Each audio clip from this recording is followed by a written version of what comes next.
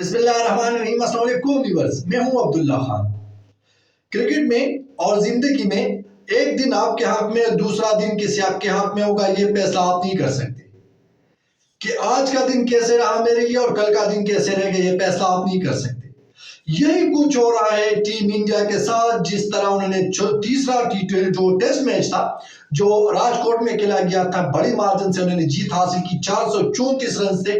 उस मैच में फतह हुई थी टीम इंडिया को और लग रहा था कि चौथा टेस्ट जो है वो भी बड़ी आसानी से जीत पाएंगे और साथ पांचवा टेस्ट भी, लेकिन ऐसा दिखाई नहीं दे रहा।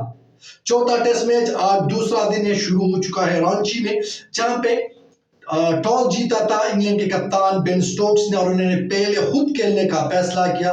किस्मत आजमाने की कोशिश की कि चलिए भाई हम भी खेल लेते हैं, हम देख लेते हैं कि क्या हम बड़ा टोटल स्कोर बोर्ड पे लगा सकते हैं, क्या हम चौथी इनिंग्स में टीम इंडिया को अंडर प्रेशर कर सकते हैं। जब शुरुआत हुई इंग्लैंड की टीम की बैटिंग की, तब 112 के स्कोर पर जब आधी टीम पवेलियन में लौट गई, तब सारे यही क्रिटिसाइज कर रहे थे इस फैसले को, बेन स्टोक्स को, कि भैया ये आपने क्या कर दिया, आपने तो गलत डिसीजन लिया है। आपकी वो जो आधी टीम में 5 खिलाड़ी आपके 112 रन पे आउट हो गए, लेकिन उसके बाद जो रूट वन एंड से खेल रहे थे, उसके बाद आए रॉबिन्सन, उन्होंने जबरदस्त शानदार बैटिंग का मुजाहरा किया। 58 रन उस बंदे ने बनाए, 95 गेंदों का उन्होंने सामना किया। अच्छा खासा तगड़ा पार्टनरशिप लगाए जू रूट के साथ और जो इंग्लैंड का मजमुआ था वो 353 तक पहुंचा दिया।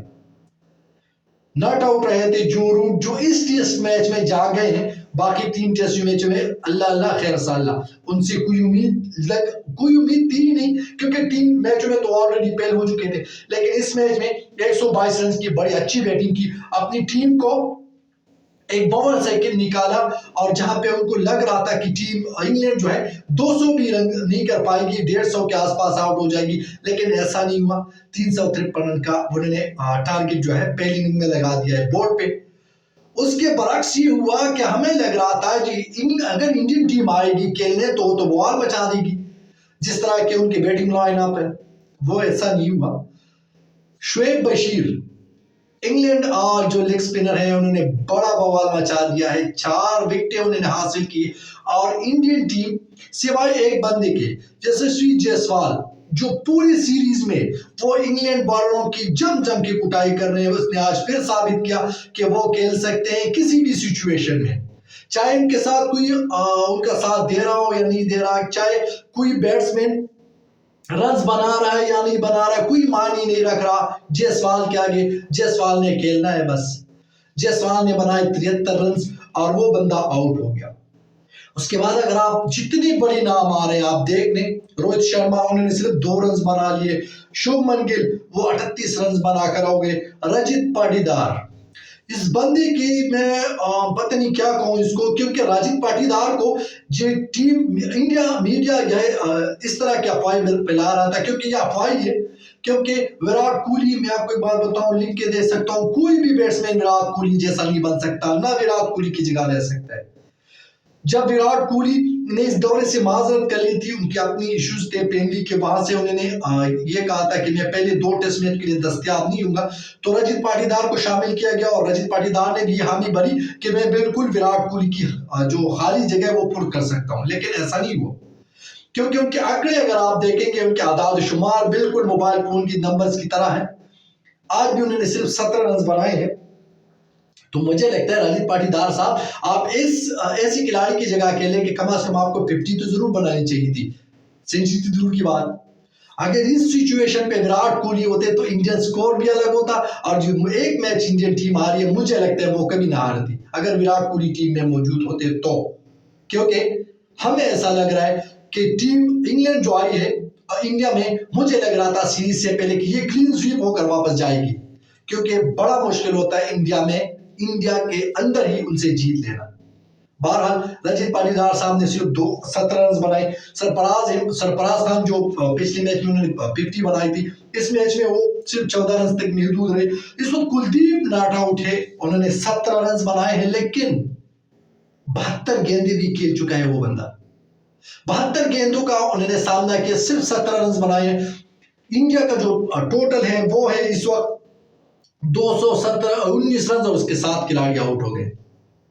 217 ये हो गए टोटल 136 रन का जो अभी भी वो ट्रेल कर रहे हैं।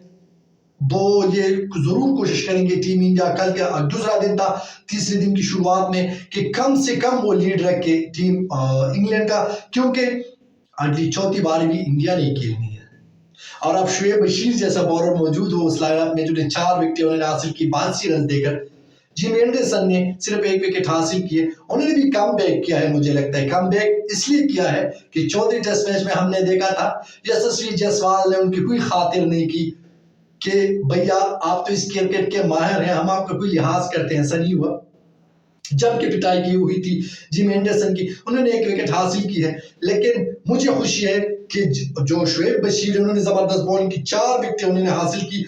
टीम इंडिया की कोशिश ये होगी कि ये जो टोटल है जो वो टीम इंग्लैंड जो लीड कर रही है 136 की, ये लीड कम किया जाए और उसके बाद जल्द से जल्द आउट करने की कोशिश करें दूसरी इनिंग में इंग्लैंड को, ताकि चौथे इनिंग्स में जो टारगेट है वो कम से कम हो। क्योंकि अगर दूसरी इनिंग्स में इतनी अच्छी बॉलिंग हो रही है स्पिन बॉलर की वजह से या शुएब बशीर की तरफ से, तो आप खुद अंदाजा लगा लें कि चौथे इनिंग्स में क्या सूरत हाल होती होगी इस पिच की, रांची की। मुझे लगता है टीम इंडिया इस वक्त बहुत स्ट्रगल कर रही है। तो मैं पहले बता चुका हूं, तीसरा टेस्ट मैच जब खेला गया था राजकोट में 434 रन की बड़ी मार्जिन से इंडिया ने लीड उसमें जीत हासिल की थी। उस मोमेंटम को बरकरार नहीं रख पाई टीम इंडिया और वो मोमेंटम वो लूज कर चुकी है। अब देखना यह है कि जो लीड कितना बचा लेती है टीम इंग्लैंड और उसके बाद वो टारगेट कितना देती है टीम इंडिया को। मैच बड़ी इंटरेस्टिंग सूरत हाल में दाखिल हो रहा है, लेकिन ये बात याद रखें कि शुएब बशीर ने कमर तोड़ दी है वैसे टीम इंडियन बैटिंग लाइनअप की। अल्लाह हाफिज।